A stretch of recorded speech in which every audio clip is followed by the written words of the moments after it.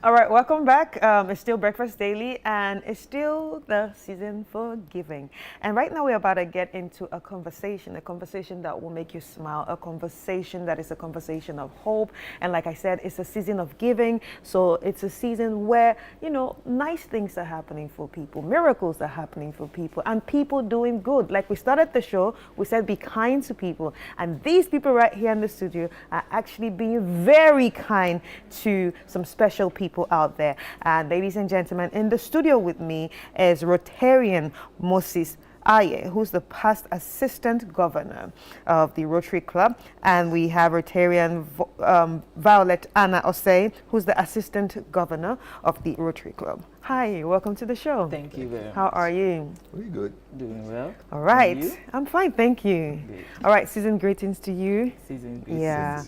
All right, so you are collaborating with Alliance for Smiles, coming together to put smiles on the face of people or give them a perfect smile. Tell us what this is about.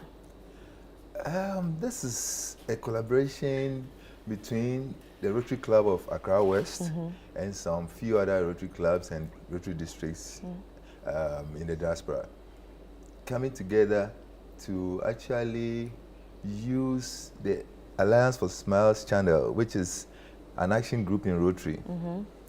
All they specialize on is gathering volunteers to operate on cleft lip and palate patients for free all over the world. They started from Latin America to Asia, and they're now in Africa. So we try to collaborate with them in a sense that they have the expertise and the volunteers. So we team up with them to apply for a grant from the Rotary Foundation. Apart from Rotary International, we have a foundation that we all chip in small to gather some money to do our projects. So we apply for funds through the global grant system, and once it's approved, this Alliance for Smiles people use that fund or those monies to buy their supplies, buy the air tickets and all the expenses that the volunteers will need to get to Ghana to come and assist operate on this cleft lip and palate patients free of charge. So this is basically the collaboration that we have. But we always have to look out for a reliable health institution locally. And for the past 14 years, we've been working with Ridge Hospital, which is now the Greater Accra Regional Hospital. We did it for 2010, 2011, 2012, and went on a break a bit. We are trying to revamp it. Yes. So that's where we are today. Yeah, so with the past ones you've done, how was it? And how did it impact the life of the... It was excellent. Initially, we didn't even know much about cleft lip and palate.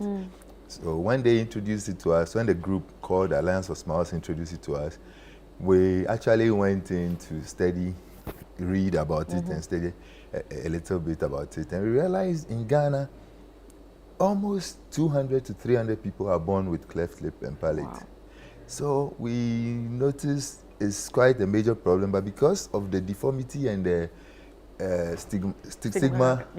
stigmatization, they always hide the babies. Some also, through no fault of theirs, because of the deformity, the babies cannot feed properly. So they become malnourished and sometimes pass away. But when we started educating them how to take their time to at least make sure the baby gets enough, nutrients to grow for the surgeries, they all started doing marvelously well, and the kids came, bouncy, and they were all operated upon, and they became, their lips look better than some of us after the surgeries. So we meet them. In the past, we thought it was an accident or a cutlass or a knife or something, but not like they were born with it. It's a congenital problem. So please, let's tell the people out there that anybody born with cleft can be fixed. Surgeries take as little as 15 minutes to 45 minutes, and it's done. But people don't know that it can be corrected. So because of the lack of education. Exactly. Some even run from the hospital leaving the babies. Some abandon the babies in the villages, and a whole lot. If you hear some of the stories, they are just pathetic. So the Rotary Club of Accra West took it upon ourselves, or Rotary in general, to assist with this surgery. So, Violet, how important is this to the Rotary Club of Accra?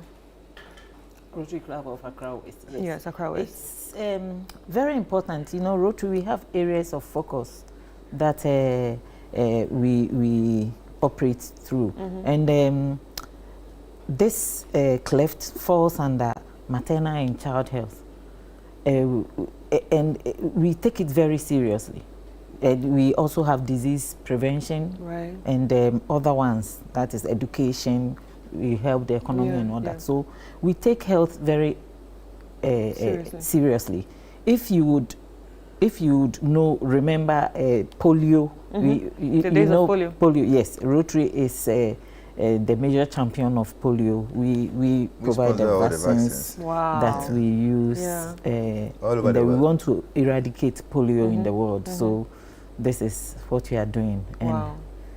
we as Rotary Club of Accra West, this is one of our biggest projects that we are doing. So talking about this project, how do you actually select the candidates that will partake in the surgery? And do you have a number of people that you want to work with on that day or days? Yeah, days actually. Yes, they actually volunteer for 2 weeks.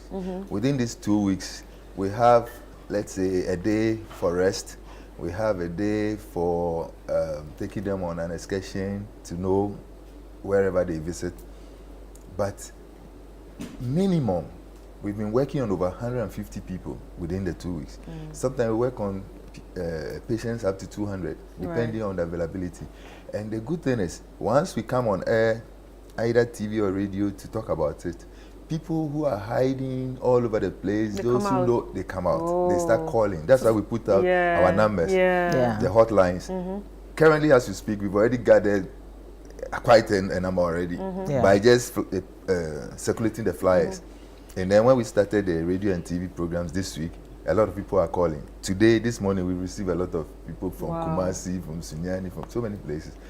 Just by putting out the cleft pictures and our flyer out there, brings all the patients from every corner, and everyone is eligible.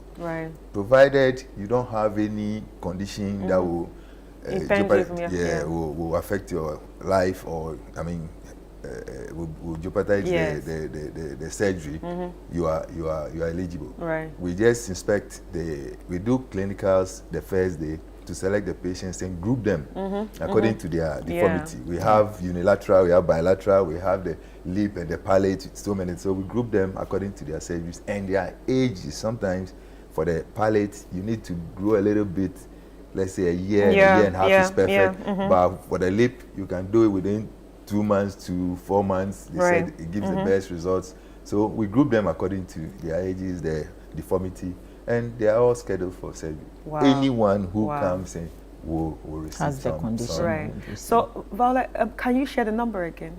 Yes. So our hotlines are 020 435 612, 0244 84 50 60, 020 811 0398, then 0244 28 4513.